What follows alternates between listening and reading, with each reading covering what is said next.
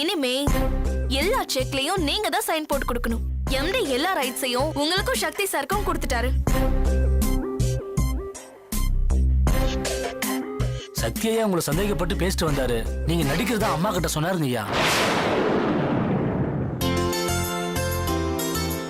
கிடைக்கிற பணத்தை வச்சு நம்ம குடும்பத்தை நல்லபடியா நடத்தணும். அதுக்கப்புறம் அத்தை மாமா 2 பேரையும் எந்த குறையும் இல்லாம நல்லா கவனிச்சுக்கணும். அமரையும் அர்ஜுனையும் எந்தவித வேறுபாடும் இல்லாம வளர்க்கணும். தண்ணி விடு.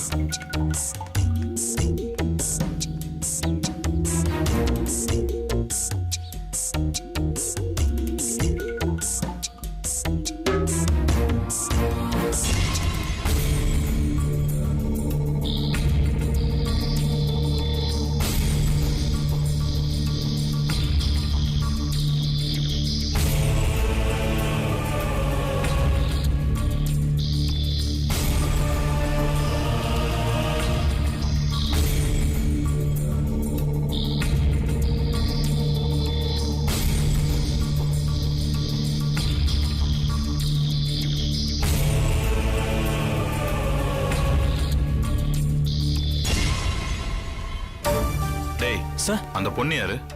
தெரியலையே சார். மேனேஜரை கூப்பிடு. சரிங்க சார்.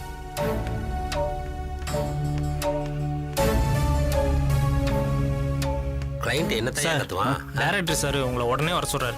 யோ போயா, என்னன்னு கேளு. இதோ போய் பாத்துட்டு வந்து சார். கேட்டு வா. வந்து சேர்றாங்க பாரு. வேற யாரையாவது ரெடி பண்ணியா? கூப்பிட்டீங்களா சார்? அந்த பொண்ணு உங்களை பார்க்க வந்திருக்கு. இல்ல சார். என்னன்னு விசாரிங்க. சரிங்க சார்.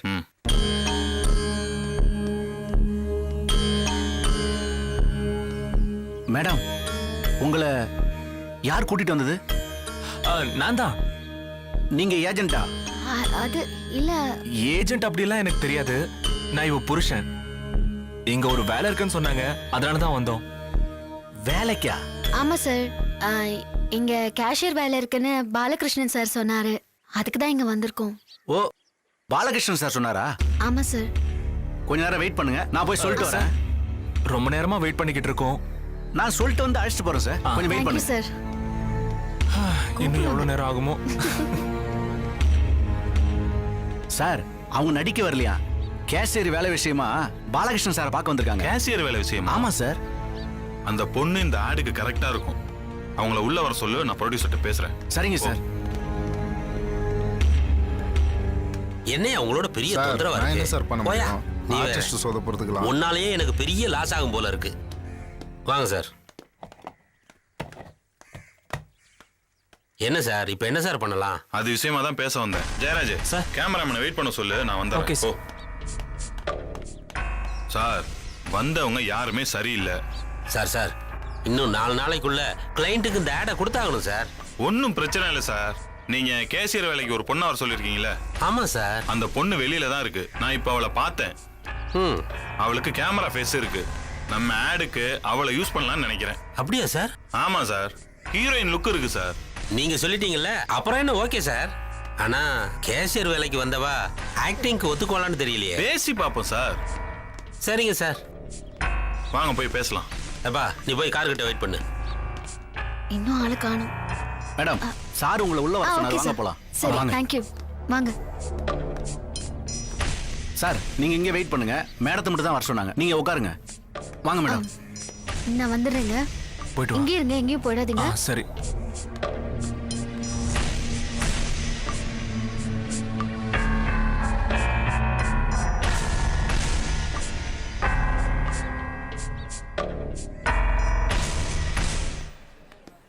வாங்க மேடம். சார், வந்துட்டாங்க சார். வணக்கம் சார். வணக்கம். வாங்க உட்காருங்க. உட்காருமா. இல்ல பரவாயில்ல சார். உட்காருமா. உட்காருங்க. டைரக்டர் சார், நீங்க சொன்னது சரிதான் சார்.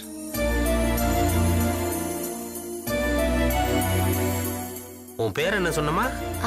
லக்ஷ்மி சார். லக்ஷ்மி, நல்ல பேரு. எந்த ஊர்மா நீ? பொள்ளாச்சி சார். அங்க இருந்தா வர்ற? இல்ல சார், இப்போ சென்னையில தான் சார் இருக்கோம். இதுக்கு முன்னாடி நீ எங்கம்மா வேலை பார்த்த? சார் அது கல்யாணத்துக்கு முன்னாடி இன்சூரன்ஸ் ஏஜென்ட்டா வேலை பார்த்தேன். கல்யாணத்துக்கு அப்புறம் வேற எங்கேயும் வேலை பார்க்கல சார். இப்போ குடும்ப சூழ்நிலை வேலை தேடி வந்திருக்கேன். சார் எனக்கு இந்த கேஷியர் வேலை போட்டு கொடுத்தீங்கன்னா ரொம்ப நல்லா இருக்கும் சார். சார் கேஷியர் வேலையில எனக்கு கொஞ்சம் அனுபவம் இருக்கு. நான் மற்றதெல்லாம் பிக்கப் பண்ணிக்குவேன் சார். எனக்கு இந்த வேலையை கொடுத்து பாருங்களேன். சரியில்லைன்னா நீங்க எப்ப வேணாலும் என்ன அனுப்பிடலாம் சார். அம்மா, அனுபவம் இருந்தாலும் இல்லைனாலும் உனக்கு வேலை கொடுக்கணும்னு எங்க டைரக்டர் சொல்றாரு. அவருக்கு உன் மேல நம்பிக்கை இருக்கு. Thank you so much sir. ஆனா கேஷியர் வேலை இல்ல. நாங்க எடுக்க போற விளம்பர படத்துக்கு உங்களை நடிக்க வைக்கலாம்னு நினைக்கிறோம்.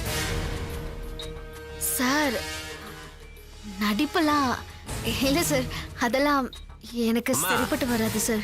உட்காருமா, உட்காரு, பேசுவோம். உட்காரு. இல்ல சார், எனக்கு நடிப்பெல்லாம் வராது சார்.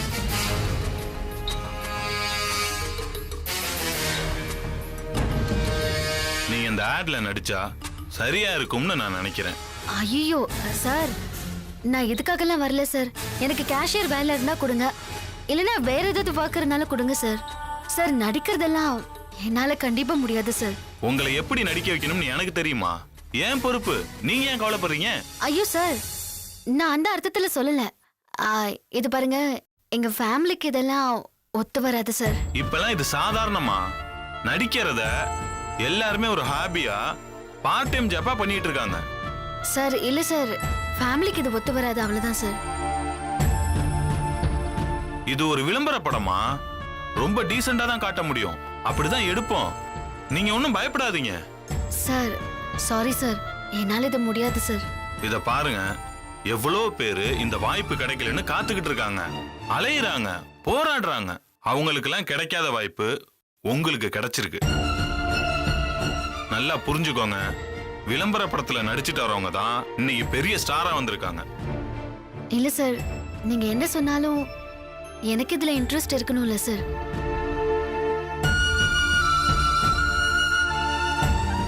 சரிங்கம்மா, உங்க கூட யார் வந்திருக்கா? என்னோட ஹஸ்பண்ட் வந்திருக்காரு சார். என் ஹஸ்பண்டும் இதுக்கு ஒத்துக்க மாட்டார் சார். இருமா, அவர்கிட்டயே கேட்டு பாத்துருவோம். ஐயோ சார். செந்தில் சார் சொல்லுங்க, ஹஸ்பண்ட கூட்டிட்டு வா. இதோ கூட்டு வந்துரு சார். சார் எங்க வீட்ல என்ன வேலைக்கு அனுப்புறதே பெரிய விஷயம் சார். நடிக்கிறதுக்கு யாரும் சம்மதிக்க மாட்டாங்க. அதுலயும் என் ஹஸ்பண்ட் இதுக்கு ஒத்துக்கவே மாட்டாரு சார். முயற்சி பண்ணி பாப்போம்மா. ஐயோ சார், சார் உங்களை உள்ள கூப்பிட்டாரு. வாங்க போலாம். இத பாருமா, எங்களுக்கு நாளைக்கு ஷூட்டிங் இருக்கு. நாங்களே நிறைய பேரை பார்த்துட்டோம், எதுவும் சரியா வரல. உங்களை தற்செயலா பார்த்தேன், நீங்க அதுக்கு பொருத்தமா இருப்பீங்க.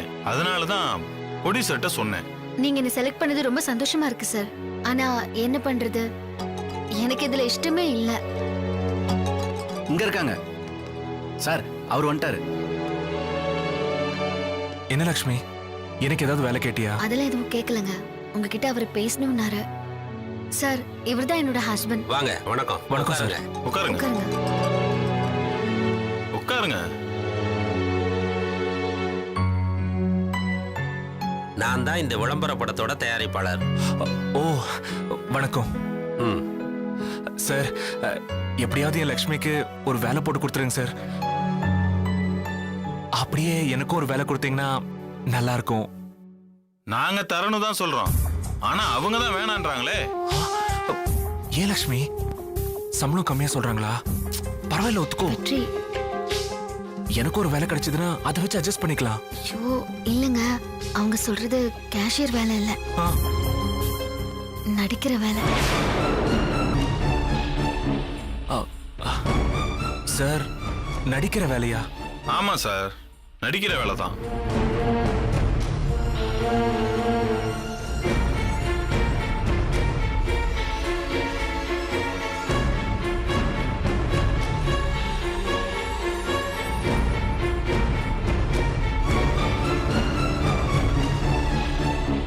ஒரு முறை நடிச்சு பாருங்க. பிடிச்சிருந்தா கண்டினியூ பண்ணுங்க, பிடிக்கலனா இதோட விட்டுருங்க. இல்ல சார். எந்த கம்பல்சனும் கிடையாது. சார், நீங்க சொல்றதெல்லாம் உண்மைனா எனக்கு ஓகே தான். வெற்றி என்ன பேசுறீங்க? நம்ம குடும்பத்துக்கு இது ஒத்து வராதுங்க. நாட்டாம குடும்பத்து பொண்ணு நடிக்க வந்திருக்கான்னு ஊர் பேச மாட்டாங்களா? எந்திரிச்சு வாங்க போலாம். லக்ஷ்மி, நீ அதை பத்திலாம் கவலைப்படாத. எந்த குடும்பத்துல இருந்து யார் வேணும்னாலும் இப்ப நடிக்க வராங்க. அதெல்லாம் ஒரு விஷயமே இல்ல. ஏமா அவரே ஓகே சொல்லிட்டார்ல. சரிங்க சார். நாளைக்கு காலையில இதே வீட்டுல ஷூட்டிங். உங்க வீட்டு அட்ரஸ் கொடுத்துட்டு போங்க, கார் அனுப்புறோம். செந்தில் சார்.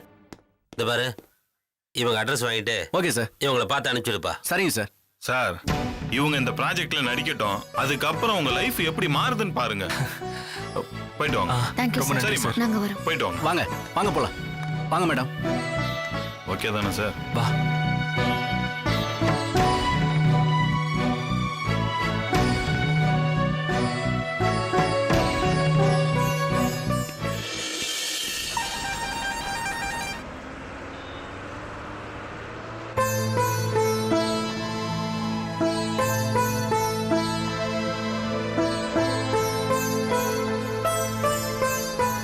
என்ன லக்ஷ்மி, போறப்ப நான் அமைதியா உட்காந்துருந்தேன், இப்ப நீ அமைதியா உட்காந்துருக்க.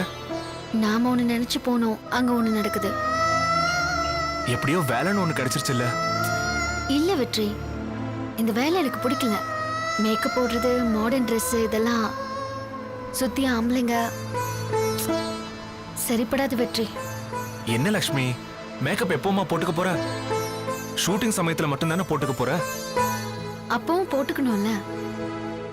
பிடிக்காதுன்னா எப்பவுமே பிடிக்காதுன்னு தானே அர்த்தம், புரிஞ்சுக்கோங்க. நீ வேலைக்கு போறது எனக்கு பிடிக்கல லக்ஷ்மி. நீதான் அதோட அவசியத்தை எனக்கு சொன்ன. இப்ப வேலை கிடைச்சதுக்கு அப்புறம் உனக்கு பிடிக்கலன்னா நான் என்ன சொல்லுவேன் சொல்லு. அதெல்லாம் வெற்றி, இது பாருங்க, நம்ம வேற ஏதாவது வேலை தேடலாம். வேற எங்க வேலை இருக்கு லக்ஷ்மி? நீயும் சென்னைக்கு வந்ததுல இருந்து முயற்சி பண்ணிட்டு தான் இருக்க. எல்லா இடத்துலயும் ஏதாவது ஒரு பிரச்சனைய சொல்லி தட்டி கழிச்சிட்டாங்கல்ல. இங்க நாம ஒரு பிரச்சனையை சொல்லி தட்டி கழிச்சிட்டோம்னா என்ன அர்த்தம் சொல்லு. அதெல்லாம் வெற்றி, நாம சொல்ற பிரச்சனை நியாயமானது தானே. பாக்குறவங்க என்ன சொல்லுவாங்க? நாம கஷ்டத்துல நடிக்கிறோம்னு கண்டிப்பா சொல்ல மாட்டாங்க. நாம ஏதோ நடிக்கணுங்கிற ஆர்வத்துல தான் சென்னைக்கு வந்திருக்கோம்னு சொல்லுவாங்க. அதுவும் இல்லாம கல்யாணமாகி குழந்தை வேற இருக்குங்க. இப்ப போய் நடிச்சேன்னா பாக்குறதுக்கு நல்லா இருக்காது.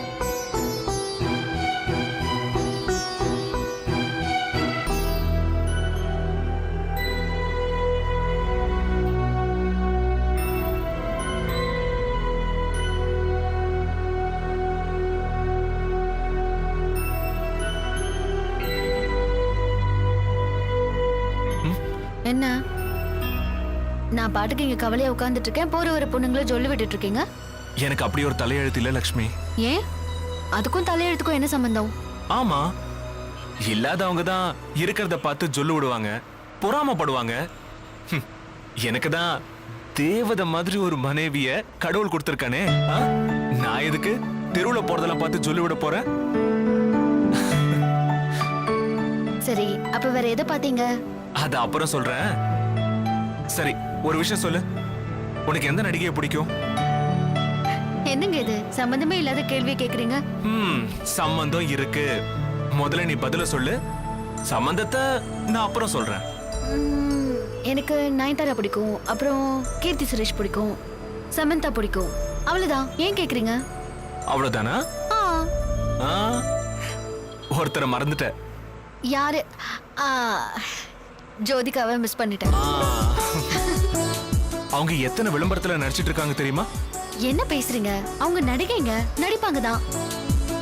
லக்ஷ்மி, நடிகையா இருந்தவங்க தான். ஆனா இப்ப அவங்க கல்யாணம் பண்ணி குழந்தைங்களை பெத்து செட்டில் ஆயிட்டாங்கல்ல. அப்புறம் எதுக்கு நடிக்கிறாங்க?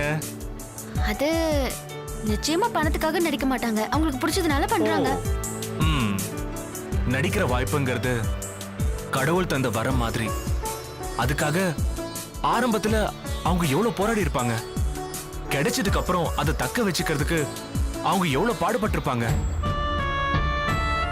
அதுக்கு எல்லாமே காரணம் நடிக்கிற வாய்ப்புங்கிறது அவ்வளவு சுலபம் இல்லைங்கிறது தான். ஆனா அந்த வாய்ப்பு உனக்கு ஈஸியா, ரொம்ப ஈஸியா முயற்சி பண்ணாமலே கிடைச்சிருக்கு. அதனாலதான் என்னமோ உனக்கு அதோட அருமை தெரிய மாட்டேங்குது. இல்லங்க, எனக்கு அதோட அருமை தெரியாமலாம் இல்ல.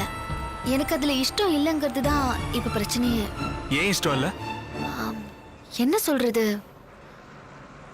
ஒருவேளை எனக்கு விருப்பம் இல்லையோ என்னமோ, அதனால இஷ்டம் இல்ல. தப்பான தொழில் நினைக்கிறியா? சேச்சே, சத்தியமா அப்படி இல்லைங்க. அப்புறம் என்ன பிரச்சனை? அதான் சொன்னேன்லங்க, நம்ம குடும்பம், மாமாவோட கௌரவம், ஊர்க்காரங்க. ஆம், லக்ஷ்மி, நீ எது பண்ணாலும் நேரடியா பாதிக்கப்படுறது நான் மட்டும்தான். நானே சொல்றேன், நீ நடிக்க போலாம். அப்புறம் என்ன? வெற்றி, நான் சொல்ல வர பாயிண்டே உங்களுக்கு புரிய மாட்டேங்குது.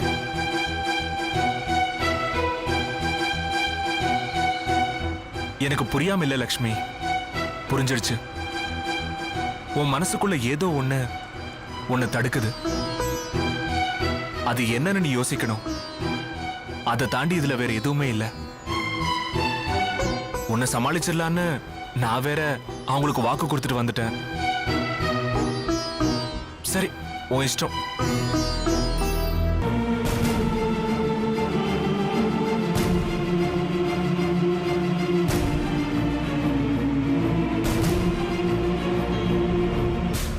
வீட்ல வேணான்னு சொல்லிட்டாங்கன்னா?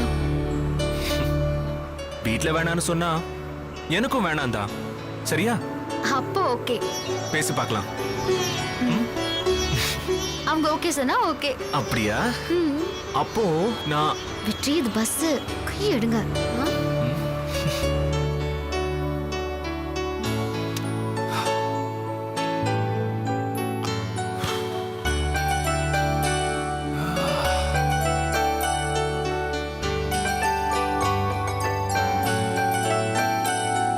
சக்தி, என்ன ஆளையே காணும், ரூம்குள்ளே அடங்கிட்டீங்க? என்ன அடக்கமே பண்ணிடுவாங்க போல. அந்த அளவுக்கு கையெழுத்து மேல கையெழுத்தா வாங்கிட்டாங்க. கையெழுத்து மட்டும்னா பரவாயில்ல, பில்ஸை செக் பண்ணி முடிக்கிறதுக்குள்ள உசிரே போயிடுச்சு. அம்மா, இப்பதான் எல்லா வேலையும் முடிஞ்சது.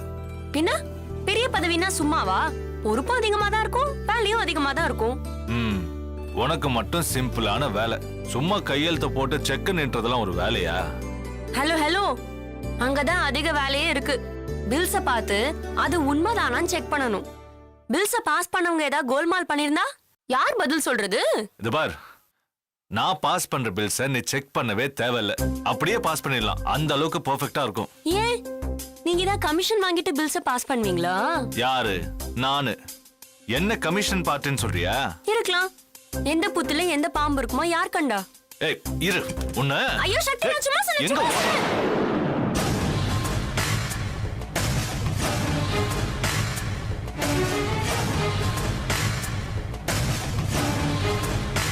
அது அது அது வந்துப்பா. பரவாயில்லம்மா, இப்போ அம்மாவுக்கு ரொம்ப உடம்பு முடியலையாம்மா. வீட்ல இருந்து கனமா ஃபோன் பண்ணாமா?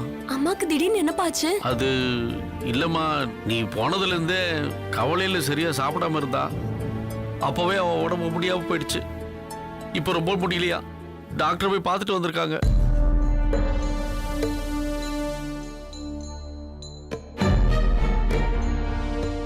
அம்மா இப்ப எப்படி இருக்காங்களா? வீட்டுக்கு போனதாம்மா தெரியும்.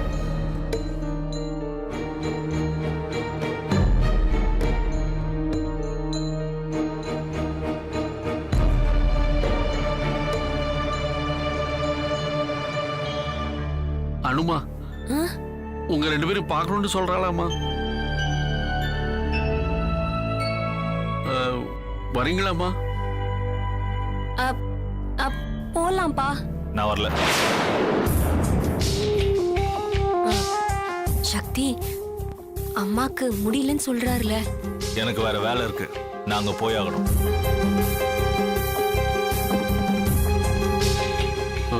மாப்பிள்ளைக்கு இன்னும் கோபம் தீரல போல் இருக்கு.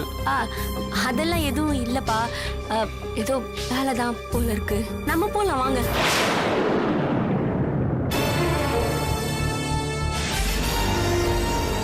சக்தி, நான் போயிட்டு வந்துடுறேன். மாப்பிள்ளை நானே மறுபடியும் அணுவை கொண்டு வந்து வீட்டில் விட்டுறேன். போலாம்ப்பா. சரிம்மா. ஏய்,